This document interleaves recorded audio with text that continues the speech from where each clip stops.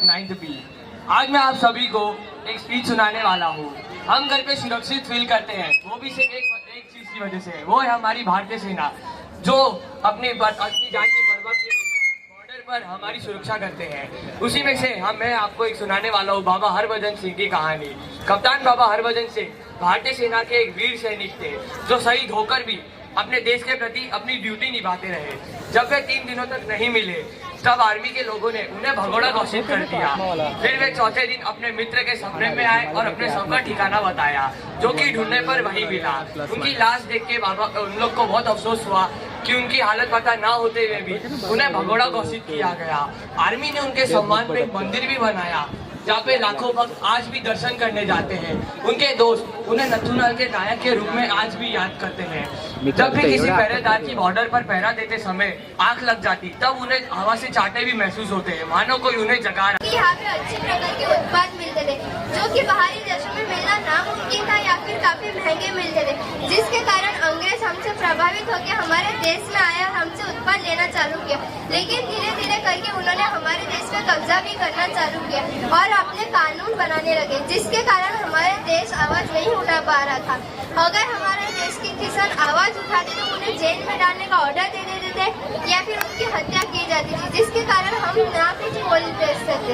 इसलिए यह कहना गलत नहीं होगा कि भारत वो अपराधी था जिसने ना ही गुनाह खुला किया, फिर भी वो अपनी सजा जेल में काट रहा था। भारत को अलग कराने के लिए पूरे ब्रिटिश ने हमारे भारत को तीन पार्ट में डिवाइड कर दिया, जो कि बांग्लादेश, भारत और पाकिस्तान है। हमारे भारत में मुस्लिम्स और हिंदूज के बीच झगड़ा भी लगवाना चालू कर दिया। हमारा ध्यान भटकाने के लिए हमारे भारत में फर्स्ट रेलवेज और English. Everyone, so my name is Aina Sharma and I am from 9th B. My speech is about Bhagat Singh. Bhagat Singh, एक क्रांतिकारी जाट सिख परिवार में जन्म लेने वाला नौजवान, जिसका जन्म देशभक्त सिख परिवार में हुआ था। उन्होंने जन्म से ही आर्य समाज और दयानंद के विचारधाराओं को अपनाया। 14 साल की उम्र में उन्होंने क्रांतिकारी इंस्टीट्यूट में काम करना शुरू कर दिया। 9वीं की परीक्षा पास करने के बाद जब उन्होंने अपनी शादी की तैयारियां देखी तो लाहौर से कानपुर भाग आए।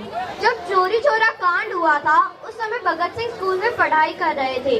जब ये भगत सिंह को पता चला तो वे 50 किलोमीटर पैदल चलकर वहां पहुंचे और उन्होंने ठान ली कि वो शहीदों का बदला लेकर रहेंगे और खून से भरी मिट्टी घर ले आए। भगत सिंह ने दिल्ली की जनरल असेंबली में बम फेंका और मकसद किसी को मारने का नहीं था, केवल बम की आवाज से अंग्रेजों को डराने का था। और वही खड़े वंदे सब आज यहाँ 26 जनवरी यानी गणतंत्र दिवस मनाने के लिए इकट्ठा हुए हैं। हम सबको आज़ादी तो 15 अगस्त 1947 को मिल गई थी, लेकिन हमारे पास अपना कोई संविधान नहीं था। वो हमें 26 जनवरी 1950 को मिला। हमारे संविधान को बनने में कुल 2 साल 11 महीने 17 दिन का वक्त लगा था। हमारा संविधान 26 नवंबर 1949 को बनकर तैयार हो गया था, लेकिन हमारे पास उनको लागू करने के लिए हम लोगों ने 2 महीने इंतजार कर उसे 26 जनवरी 1950 को लागू किया। ये इंतजार हमने क्यों किया, आप में से किसी को पता है?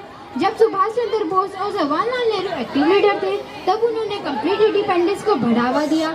हमारे इंडिया के जवान डोमिनानी से घुस रहे थे, इसके लिए उन्होंने एक लाहौर में सभा बुलवाई। उस सभा में नेशनल जनरल असेंबली ने constitution revolution for complete independence को लागू किया।